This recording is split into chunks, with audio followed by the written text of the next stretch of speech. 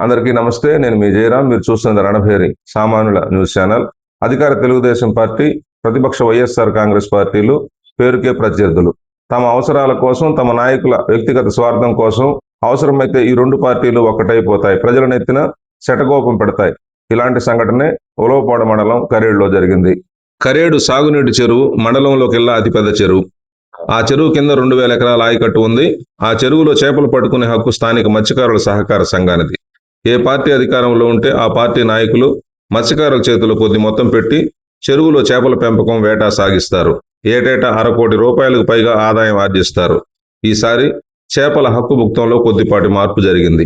Telugu Desam party నాయకులకు బదులు వైఎస్ఆర్ కాంగ్రెస్ పార్టీకి చెందిన ఒక నాయకుడు మత్స్యకారుల సహకార సంఘానికి 20 లక్షల రూపాయలు పైగా చెల్లించి చేపల హక్కును సొంతం చేసుకున్నారు. ఏప్రిల్ చివరికే ఈ చెరువు ఆయకట్టులో వరి కోతలు పూర్తయ్యాయి. వరి కోతలు పూర్తయ్యే నాటికి చెరువులో దాదాపు 30% నీరు మిగిలి ఉంది.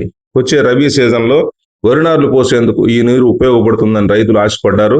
తమ పశువులకు, గొర్రెలకు, మేకలకు తాగునీటి సమస్య ఉండబోదని జీవాల పెంపకందారులు భావించారు.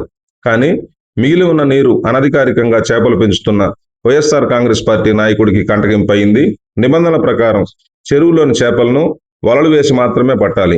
అలా చేస్తే 70% చేపలు మాత్రమే దొరుకుతాయి. మిగిలిన 30% చేపలు చెరువు నీటిలో తప్పించుకుంటాయి.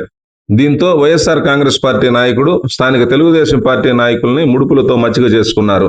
ఆయకట్టుకు అవసరం లేకపోయినా మే నెలలో 10 రోజులు పైగా చెరువు తూములెత్తి నీటిని వృధాగా పొలాలకు వదిలేశారు. ఈ అక్రమ భాగోతాన్ని కందుకూరు ప్రజాశక్తి విలేకరి మే 18న తమ పత్రికలో వార్తగా ఇచ్చారు. దీంతో కందుకూరు శాసనసభ్యులు ఇంటూరు నాగేశ్వరరావు ఆగ్రహం చెందారు. చెరువు తూము తలుపుల్ని పైకెత్తే సాయి అనే పరికరాన్ని వెంటనే స్వాధీనం చేసుకోవాలని జలవనరుల శాఖ అధికారులను ఆదేశించారు. జలవనరుల శాఖ కందుకూరు సబ్ డివిజన్ అధికారులు సాయిను స్వాధీనం చేసుకున్నారు. అప్పటి వరకు సాయి స్థానిక టీడీపీ నాయకుల వద్దనే ఉంది. ఆ తరువాత తెర వెనుక ఏమి జరిగిందేమో కానీ వారం రోజుల క్రితం సాయి కరేడుకు చేరింది. వైఎస్ఆర్ కాంగ్రెస్ పార్టీ నాయకుడు చేతికి అందింది. చెరువులో నీరంతటిని తూము తలుపులెత్తి బయటికి వెళ్ళగొట్టారు.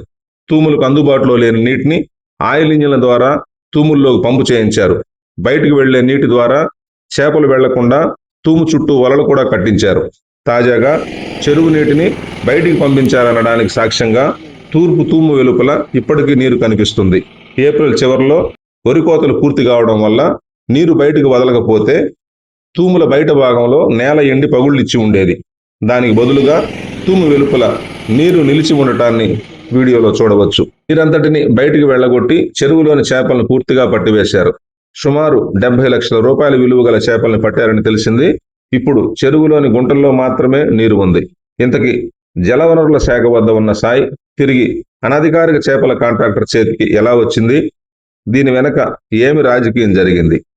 అర్థం కాక కరేడు రైతులు లబోదిబోమంటున్నారు. చెరువులో నీరు ఖాళీ అవ్వటం వల్ల వారికే నష్టం. మరి చెరువులోని గుంటల్లో ఉన్న నీరు మరో 2 వారాల్లో ఆవిరైపోతే పశువులకు, గొర్రెలకు, మేకలకు తాగునీటి తిప్పలు తప్పవు. అసలే ఇప్పుడు ఎల్నినో నడుస్తోంది. ఎల్నినో ప్రభావం వల్ల వర్షాలు కురవటం లేదు. ఇది ఇలాగే కొనసాగితే భవిష్యత్తులోనూ పశువుల తాగునీటికి తిప్పలు తీవ్రం కాక తప్పదు. తెలుగుదేశం పార్టీ కానీ, వైఎస్ఆర్ కాంగ్రెస్ పార్టీ కానీ నిత్యం రైతు శ్రేయస్సే తమ పరమావధి అని వల్లివేస్తుంటాయి. కరేడులో మాత్రం రైతుల శ్రేయస్సు తొంగలో తొక్కి 2 పార్టీలు కలిసి చేపల విందు కోసం చెరువు నీటిని తాగేశాయి. మరో మాట కూడా చెప్పాలి. చేపల కోసం చెరువు నీటిని అక్రమంగా తాగేసిన వైఎస్ఆర్ కాంగ్రెస్ పార్టీ నాయకుడు ఓ ప్రభుత్వ ఉద్యోగి. ఆయన ప్రభుత్వ ఉద్యోగం ఎంత చక్కగా చేస్తున్నారో గాని కరేడు పంచాయతీలో వైఎస్ఆర్ కాంగ్రెస్ పార్టీకి ఆయనే అతిపెద్ద నాయకుడు.